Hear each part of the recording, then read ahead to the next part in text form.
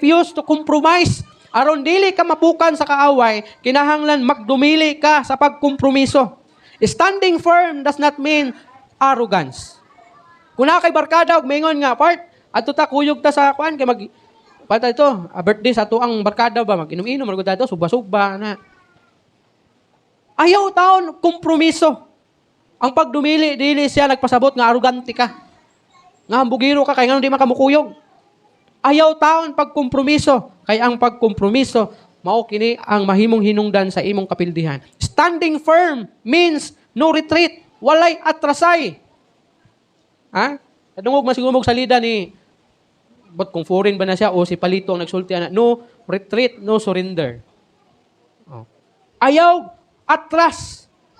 Ayaw og atras. Ayaw og kompromiso. No surrender, no compromise with sin or culture.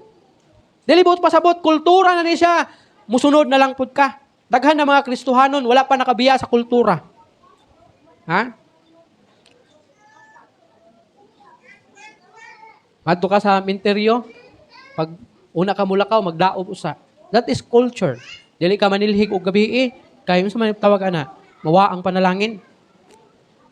Daghan og mga tuo-tuo, mga kultura, ayaw kompromiso ana. Ingon pa ang James chapter 4 verse 7, submit yourselves therefore to God. Resist the devil and he will flee from you. Busa, pag masinugtanon kamo sa Dios, suklin ninyo ang yawa ug mudagan siya. See, kinahanglan nga musukol kita sa atong kaaway nga si Satanas. Kay kung mo kompromiso ka sa iya, nagpasabot ka na, nagpasakop ka sa iya. O kay nagpasakop ka man sa iya, mo resulta sa imong kapildihan. Revival is birth in hearts that refuse to compromise. Kung gusto ka magmadasigon, magsugod ni diya sa imong kasing-kasing nga nagdumili sa pagkompromiso. Do not let culture dictate morality. Dilibot pasabot nga, ang kalibutan karon panahon na kay uso na sa ilaha ang kining mga, kitawag nato, budots-budots. Musabay na lang pud ka, kay mao man ang kalibutan. Uso, sabay mga uso ron. Ha? Dilibot pasabot nga, uso ang vape karon, musabay na lang pud ka, kay labang ka ni Satanas, ang immoral karon ug ang dili moral o ang ang mga sala karon nahimo na ng moral. Okay na.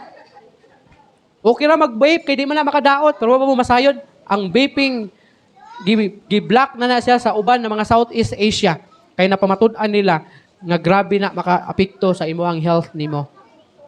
Diri sa Pilipinas wala pa na siya kay negosyo man god. Mao na refuse to compromise. Dilibot pasabot nga uso. Okay ra na. Ha, dunay approve ang Ginoo ana dili. Do not let convenience define obedience. Ayaw itugot nga kung asa tong sayon, mao'y muhulagway sa imuhang pagtuman. Nga kung asa to'y mas dali, mao'y imuhang sundon o tumanon. Mga kaigsuunan ko diya sa Ginoo, before ta manguli, stand by your marriage. Barog sa imuhang kaminyoon. Stand for your children. Stand for your marriage. Stand for your children. Stand for your faith. Stand for your calling. Because the enemy wants you passive. Gusto sa kaaway nga dili ka mulihok.